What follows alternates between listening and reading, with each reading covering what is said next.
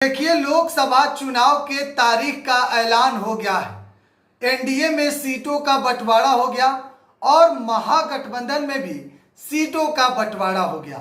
बात हम मुकेश सहनी की करेंगे।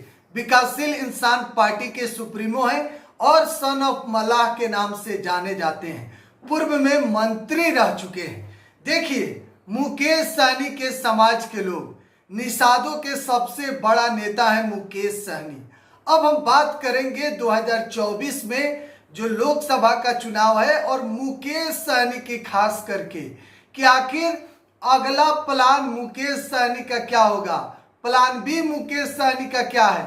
देखिए, सबसे पहले चर्चा हुआ कि मुकेश सहनी एनडीए के साथ मिलकर चुनाव लड़ेंगे, यानी कि बीजेपी के साथ। लेकिन एनडीए में सीटों का बंटवारा हुआ। 17 सीट पर बीजेपी, 16 सीट पर जदयू, 5 सीट पर चिराग पासवान के पार्टी और 1 सीट उपेंद्र कुशवाहा को और 1 सीट जीतन राम मांझी को दिया गया। उसके बाद चर्चा होने लगा कि मुकेश सहनी महागठबंधन के साथ जाएंगे, लेकिन महागठबंधन में भी सीटों का बंटवारा हो गया और इस बार आरजेडी 26 सीट पर चुनाव लड़ रही है और उसके बाद आरजेडी 26 सीट, कांग्रेस को 9 सीट दिया गया है।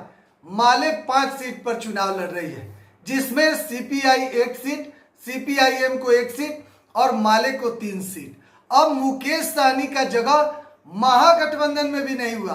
तो देखिए, अब मुकेश सहनी किसके साथ मिलकर चुनाव लड़ेंगे। प्लान बी मुकेश सहनी का क्या है। क्या 2024 के लोकसभा चुनाव में वीआईपी पार्टी के सुप्रीमो मुकेश सहनी 40 के 40 लोकसभा सीट पर अपना कैंडिडेट तो नहीं उतारेंगे। क्या मुकेश सहनी एनडीए और महागठबंधन का खेल तो नहीं बिगाड़ेंगे। देखिए, आपको पता है कि निषाद के सबसे बड़ा नेता मुकेश सहनी है।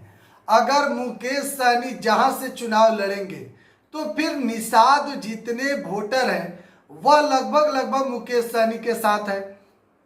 और बिहार में यादव के बाद अगर सबसे ज्यादा किसी का संख्या है तो निषाद का है।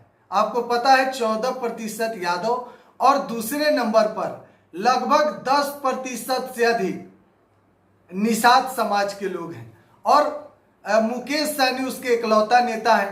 तो कहीं ना कहीं बिहार के सियासत में मुकेश सहनी को लेकर जो चर्चा हो रहा है, मुकेश सहनी को लेकर जो बातें अब सामने आ रही है कि आखिर मुकेश सहनी किसके साथ चुनाव लड़ेंगे, क्या होगा मुकेश सहनी का। तो देखिए, अब मुकेश सहनी का औपचारिक ऐलान बाकी है कि मुकेश सहनी 40 के 40 लोकसभा सीट पर अकेले चुनाव लड़ेंगे या फिर यानी कि अपना पार्टी के उम्मीदवार 40 पर उतार सकते हैं मुकेश सहनी, क्योंकि एनडीए में नहीं गए, महागठबंधन में नहीं गए। तो आखिर इनकी बात क्या चल रही है। फिलहाल प्लान बी बताया जा रहा है कि मुकेश सहनी 40 के 40 सीट पर अपना कैंडिडेट उतार सकते हैं। लगातार अपडेट दे रहा है बिहार एक्सप्रेस पर बने रहे। धन्यवाद।